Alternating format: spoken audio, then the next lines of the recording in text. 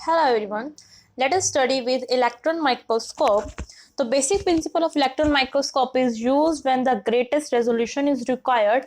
कि electron microscope nanometre तक के 1 नैनोमीटर तक को भी रिजॉल्व कर सकता है, मतलब कि 1 नैनोमीटर के पास पास भी अगर किसी दो ऑब्जेक्ट है उनके अंदर डिस्टेंस 1 नैनोमीटर भी है तो इलेक्ट्रॉन माइक्रोस्कोप उन्हें भी अलग अलग सेपरेट करके दिखा सकता है। So electron microscopy is used when the resolution is required and when the living state can be ignored. और जो living state हम उसको ignore कर देंगे, the image produced in electron microscope reveal the ultra structure of cell. जो image produced होगी electron microscope में वो जो reveal वो बताएगी ultra structure cell के ultra structure के बारे में। There are two types of electron microscope, time and same. तो इलेक्ट्रॉन माइक्रोस्कोप की अगर मैं बात करूं तो इलेक्ट्रॉन माइक्रोस्कोप दो टाइप्स के है, एक तो है ट्रांसमिशन इलेक्ट्रॉन माइक्रोस्कोप एंड दूसरा है scanning electron microscope. There are two different types of electronscope, the transmission electron microscope and the scanning electron microscope. In the transmission electron microscope, the electron can pass through the specimen are imaged in the same। देखो transmission electron microscope में देखो transmit होएगी जो electrons है वो specimen से transmit होएगी and then उसकी इमेज बन जाएगी। लेकिन in the scanning electron microscope, जो स्कैनिंग इलेक्ट्रॉन माइक्रोस्कोप में क्या होएगी वो स्कैन करेगी एंड देन इलेक्ट्रॉन जो है वापस आ जाएगी स्पेसिमेन से, फिर जो स्कैन इलेक्ट्रॉन आएगी वो कलेक्ट हो जाएगी सरफेस पे और फिर उनसे जो है इमेज दिखेगी, सिर्फ वो स्कैन कर लेंगे पिक्चर को। तो इसके अंदर होता क्या है, the equivalent of the light source in the equivalent of the light source in the electron microscope is the electron gun. अब इलेक्ट्रॉन माइक्रोस्कोप में जो इलेक्ट्रॉन आ रहे हैं वो आ रहे हैं इलेक्ट्रॉन गन से और इनकी जो वोल्टेज है बहुत ही ज़्यादा हाई है, 40,000 टू 100,000 वोल्टेज है, जो कि एक्सेलरेटिंग वोल्टेज है जो इंक्रीज होती जाती है, जो ये पास्ट होती है कैथोड और एनोड के बीच में। और जो टंगस्टन फिलामेंट है वो एमिट करता है इलेक्ट्रॉन्स को, जो नेगेटिवली चार्ज पार्टिकल है वो पास होते हैं होल से in the anode forming electron beam, क्योंकि एनोड पे पॉजिटिव चार्ज होता है तो एनोड होल जो होल है उसमें एनोड से वो पास होएगी और जैसे पास होएगी तो एक इलेक्ट्रॉन की बीम आएगी। The beam of electrons pass through a stack of electromagnetic lenses। अब जो बीम होगी इलेक्ट्रॉन की वो पास होगी किससे, इलेक्ट्रोमैग्नेटिक लेंस से। और इलेक्ट्रोमैग्नेटिक लेंस एक कॉलम है। Focusing the electron beam is achieved by changing the voltage across two electromagnetic lenses. अब जो फोकसिंग है इलेक्ट्रॉन बीम की हम उसको अचीव कर सकते हैं कैसे, चेंज करके वोल्टेज, किसके थ्रू वोल्टेज चेंज करके, इलेक्ट्रोमैग्नेटिक लेंसेज के थ्रू वोल्टेज चेंज करके। When the electron beam is passes through the specimen, some of the electrons are scattered while the other are focused by the projector lens onto a fluorescent screen are recorded through my photographic film or a digital camera। जब ये electron beam पास होएगी specimen से, जो कुछ electrons है वो scattered हो जाएगी, फैल जाएगी और जो अदर है वो फोकस हो जाएगी प्रोजेक्टर के द्वारा, प्रोजेक्टर लेंस के द्वारा एक फॉस्फोरेसेंट स्क्रीन पे और रिकॉर्डेड हो जाएगी यूजिंग फोटोग्राफिक फिल्म और a digital camera.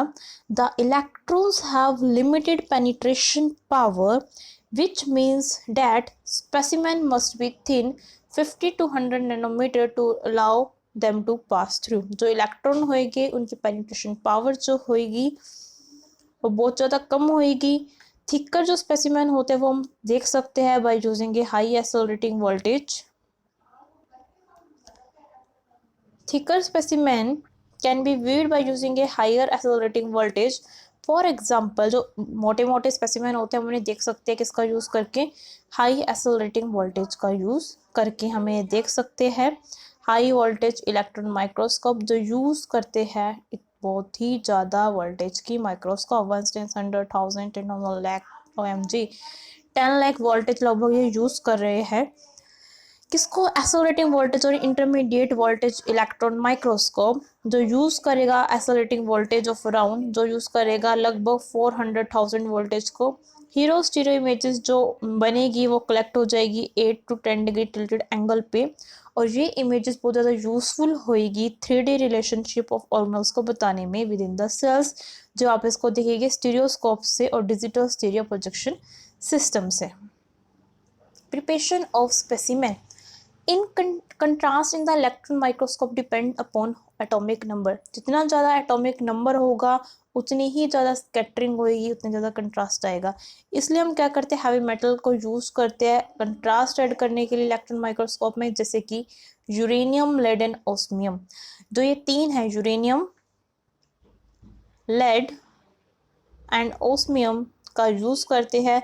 Label structure appear black और electron dense in the image. जो लेबल स्ट्रक्चर होते हैं वो ब्लैक अपीयर होते हैं और डेंस अपीयर होते हैं इमेज के अंदर। All of the water has to be removed from any biological samples before it can be imaged in electron microscope. Electron microscope के अंदर क्या करना होता है, जो भी हम स्पेसिमेन ले रहे हैं उससे सारा का सारा पानी निकाल देना होता है, क्योंकि इलेक्ट्रॉन बीम सिर्फ और सिर्फ तभी प्रोड्यूस होती है जब उसको फोकस किया जाए वैक्यूम के अंदर।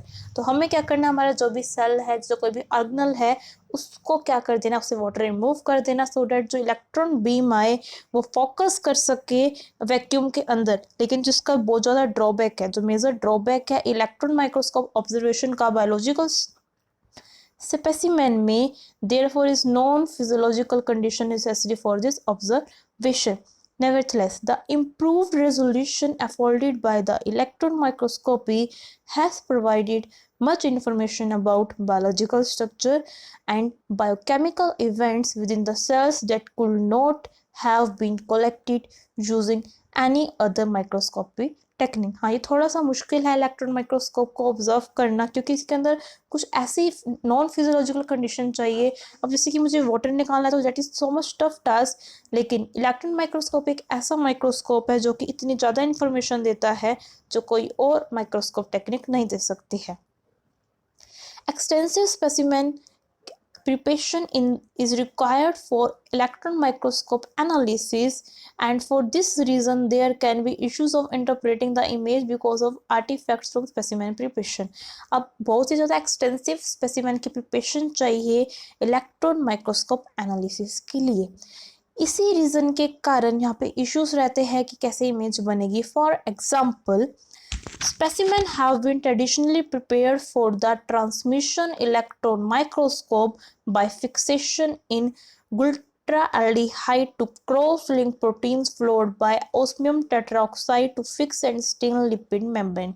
सबसे पहले क्या करना पड़ता है, स्पेसिमेन को ट्रेडिशनली प्रिपेयर करना पड़ेगा ट्रांसमिशन इलेक्ट्रॉन माइक्रोस्कोप में फिक्सेशन के द्वारा, जैसे ग्लूटाल्डिहाइड में किया जाता है क्रॉस लिंक प्रोटीन्स, उसके बाद स्टेन कर देंगे लिपिड मेम्ब्रेन से, एंड देन क्या करेंगे गाइस, उसके बाद हम करेंगे डिहाइड्रेशन।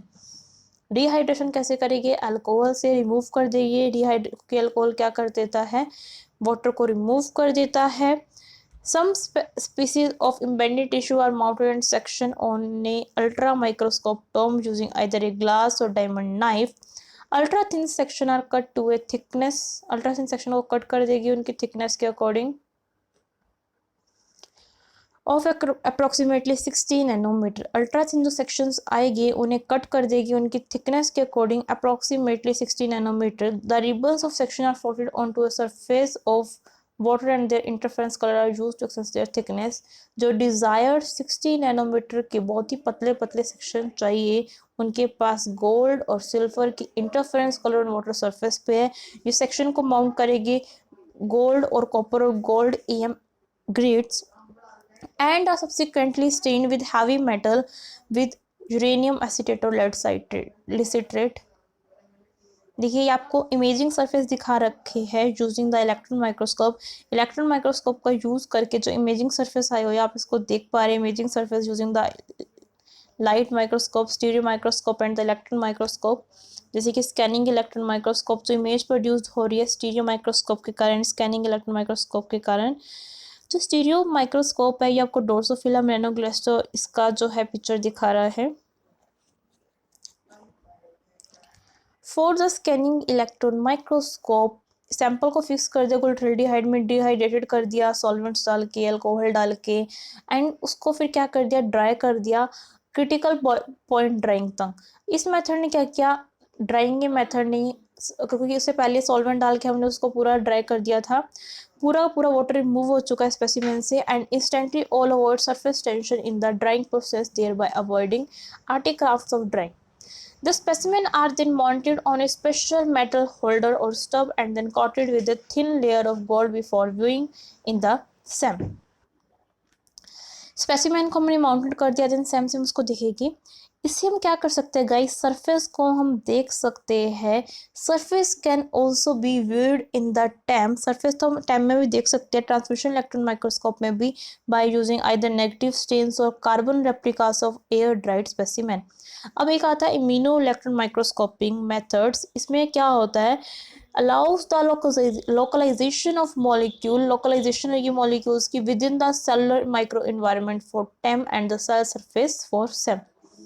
इसके बाद क्या रहता है, cells are prepared होएगी in a similar way to direct immunofluorescence with the exception that rather than a fluorescent probe bound to a secondary antibody, electron dense colloidal particle जो होएगी वो use होएगी। Multiple labeling can be achieved using different size of gold particle attached to antibodies to the protein of interest.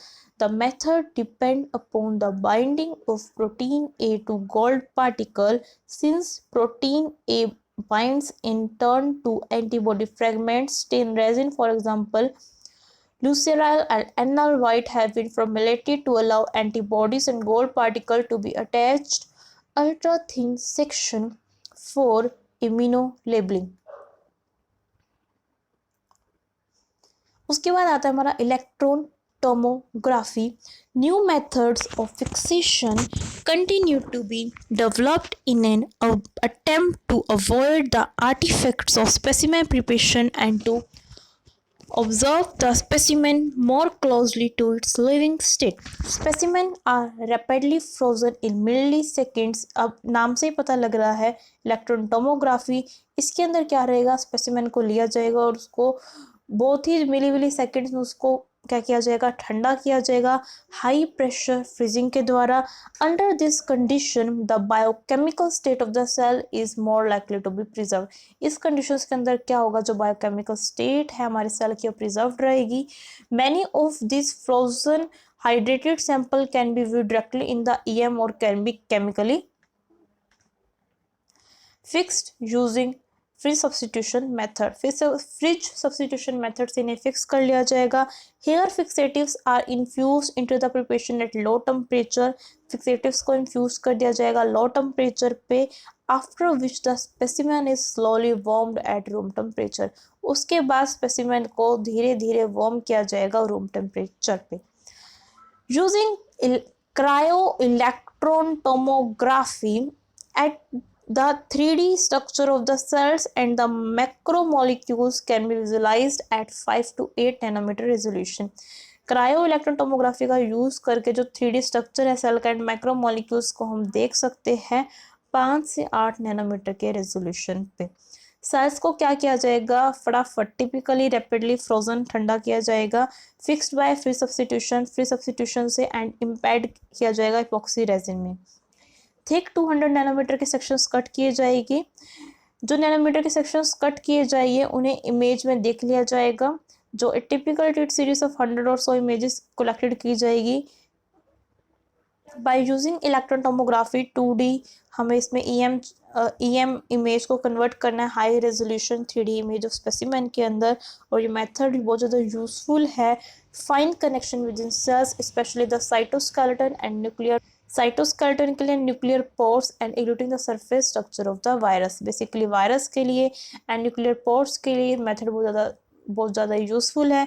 आपको immuno इलेक्ट्रॉनस्कोपी में दिखा भी रखा है कि scanning electron microscope image of microbes enterococcus faecalis labelled with 10 nanometre colloidal gold. अब इसमें क्या कर रखा है, जो हमारा इंटेरोकोकस फैसिलिस बैक्टीरिया है उसको लेबल कर रखा है 10 नैनोमीटर कोलोइडल गोल्ड से for the surface addition protein aggregation substance, ताकि जो प्रोटीन है वो यहाँ पे एग्रीगेट हो जाए। This facilitate the exchange of DNA during conjugation. इससे क्या होगा, जो DNA है वो एक्सचेंज हो जाएगा कंजुगेशन की प्रोसेस के द्वारा। The gold label appear as a white dots on the surface of the bacteria। अब जो gold labels होगा वो white dots की तरह appear होगा बैक्टीरिया के surface पे, and ये method बहुत ही ज़्यादा helpful है। Thank you so much guys।